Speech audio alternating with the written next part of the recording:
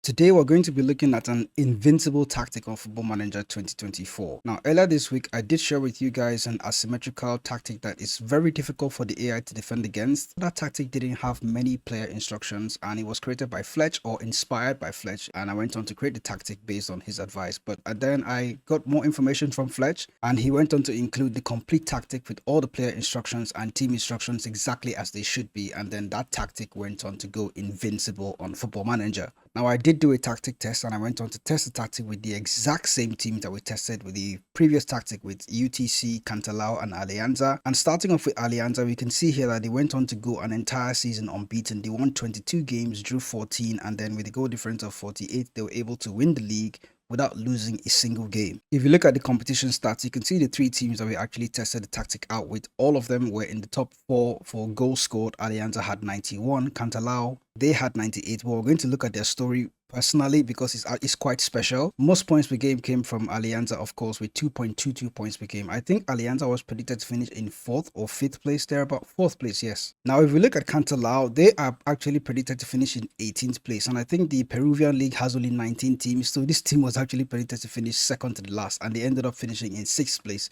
If you look at the league table, you can see that Cantalao is in here. They actually lost 9 games and they won 15 of those games. For a team that's actually not the very best in the league, this is actually outstanding, to be honest. They did so well in the first opening phase of the league, and then towards the closing phase, it got very difficult because they are not the very best team, as you remember. The other team we tested out the tactic with was UTC, and we can see from the team stats and most goals, they were just in the 4th place with 80 goals scored in the league. They were predicted to finish in 10th place, but they were only able to make it to 9th. But the standout performer here was Alianza, going an entire season unbeaten. So let's look at the tactic that they went on to use. It's important to understand the thought process behind how the tactic actually came to be. So it's based on adapting to teams game by game. That is how Fletch actually came up with this tactic. And because he's always adapting to teams game by game is why he didn't already share the tactic. And if you remember, the previous tactic that we looked at had a central midfielder on attack duty. So it further goes to show that the tactic is constantly always adapting. But this is just one version of the tactic that actually went invincible. So this is the system that Fletch actually came up with. It's a very fantastic tactic and I do like the shape of it. It's a back 3 system, almost a 3-4-3 tactic that is unconventional, so that's what makes it very difficult for the AI to actually defend against. There are internal player instructions in every single player here and most of the team instructions as well, so you do have to pay attention to the tactic. I'm going to go about the player roles one by one just to show you all the internal player instructions. So in case you want to recreate the tactic for yourself, if you're playing on console or you can't really download it, you can just go about creating the tactic directly. And I go on to share Football Manager videos like this all the time. So before we begin, hit that subscribe button and leave a like on this video if you enjoy Football Manager tactic videos. So let's get into it. We'll start from the goalkeeper, from defense to attack. That's the way I like to do it, even for team instructions. So for the goalkeeper, we can see the goalkeeper is a super keeper on defend duty. Okay, I was wrong. There's one person that doesn't have internal player instructions, and that is the super keeper on defend. No instructions for him.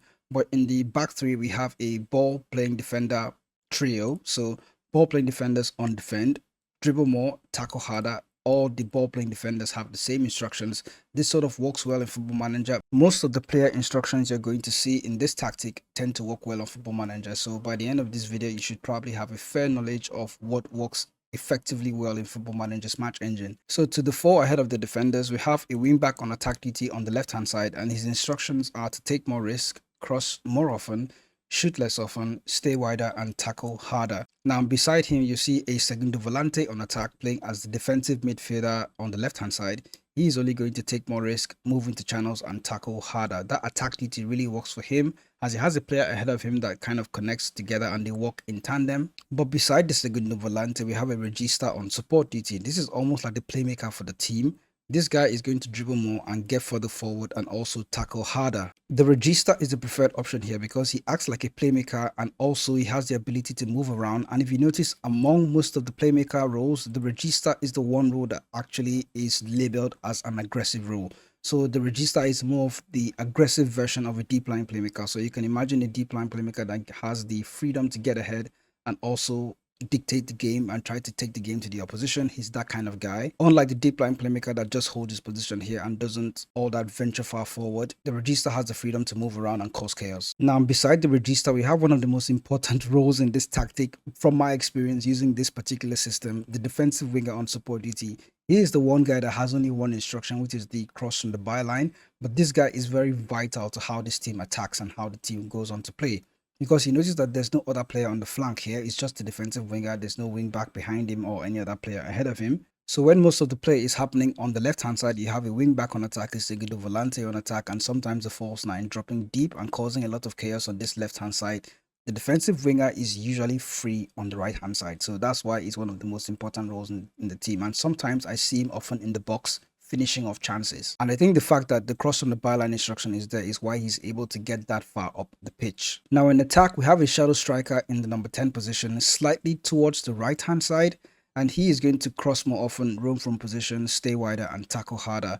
This guy, why I like the shadow striker in Football Manager is because this shadow striker actually has the ability to press the opposition.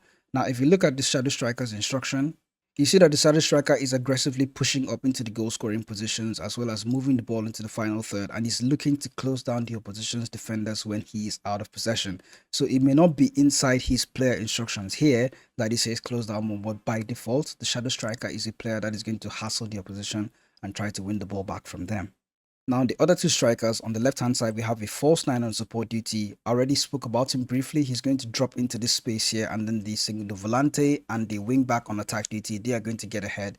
The relationship between the false nine and the segundo volante is really important. In the previous tactic, it was actually a central midfielder on attack, so that relationship was quite there. But with the segundo volante, I think he's slightly more solid with the segundo volante, but he's still going to get ahead and take advantage of the space vacated by the false nine that is playing on support. If I didn't already mention it, the false nine is going to roam from position, move into channels, and tackle harder. Now, the player leading the attack is the advanced forward on attack duty. He is going to take more risk, roam from position, and tackle harder. Often, he is the one creating chances rather than finishing off chances. That's what I've seen in game. Now, you notice that the advanced forward is going to be slightly towards the right and then playing a square ball into the box for the false nine to actually score a tap-in. And oftentimes, even the shadow striker could be inside the box, finishing off the chances created by the advanced forward on attack. So he's not just leading the line, he's also going to be very creative in that position. Now, moving on to the team instructions then, we'll start from the defense and then to the attack. When the team is out of possession, they're going to play with a high press and a much higher defensive line. I think the much higher defensive line works in this case because the formation is very unconventional. So if you have a just higher defensive line or maybe standard, there's going to be too much space for the opposition to play through. It's not really going to help. So having a much more often trigger press also helps, preventing the short goalkeeper distribution. Remember that we do have the numbers up front, the false nine, the advanced forward, and the shadow striker, as well as the defensive winger. They are also going to be pressing the opposition, stopping the flanks and stopping the movement. The false nine, the advanced forward, the shadow striker, even the defensive winger, they're all going to be hassling the opposition and trying to win the ball back. Now, the team is also going to step up more and try to compress the field a lot more, bringing players closer together. We'll look at that in the in-possession instructions, and then allowing them to move the ball around quickly and also enable them press the opposition with numbers, because if they're closer together, it's easier to actually hassle the opposition and win possession back. When the team is out of possession, they will counter press. It works for this situation. They also need to play on the counter attack, so when they go ahead and win possession, it looks to hit the opposition on the break. You can see the number of players that are actually going to be involved in the counter attack, but I think the segundo volante is going to be in there as well. The regista will likely be the one starting the counter attack if the ball gets to him. So you do expect goals from counter attacks. And then the goalkeeper is going to distribute the ball quickly. He's also going to distribute it to the center backs and he's going to roll the ball out. Now, when the team is in possession, I did speak about how close the players need to be to one another. That's why the attacking width is very narrow. It helps them move the ball around quickly and then have a lot of passing options to actually recycle possession. The team is also going to exploit the flanks. We have a wing back on attack duty on the left hand side and defensive winger on the right hand side. So they will look to exploit the flank. The idea is that they have a lot of players moving towards the left hand side. You have a wing back on attack duty, segundo volante towards the left of the false nine. When everything is happening here, they will still remember to switch the ball to find the defensive winger or the shadow striker that is playing on the right hand side. The passing directness is going to be shorter with a much higher tempo. It tends to work well in Football Manager, to be honest. I have had some success with a low tempo, but with the higher tempo and the close proximity between players, it enables you to move the ball around quickly and create chances.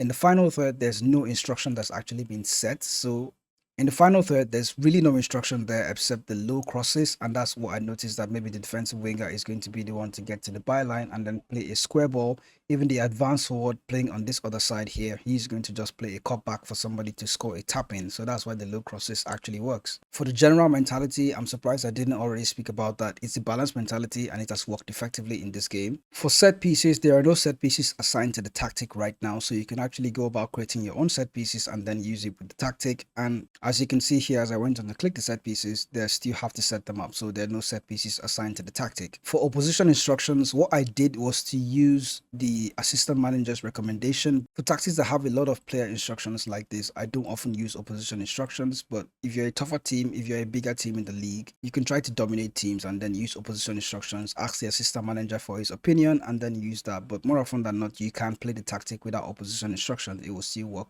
well. So that is the Invincible tactic from Fletch. The name of the tactic is actually the Life of Pi. It's an interesting tactic, and not just being an interesting tactic, it also creates like a mindset for me, because before I was very used to playing Football Manager in a generic structured way.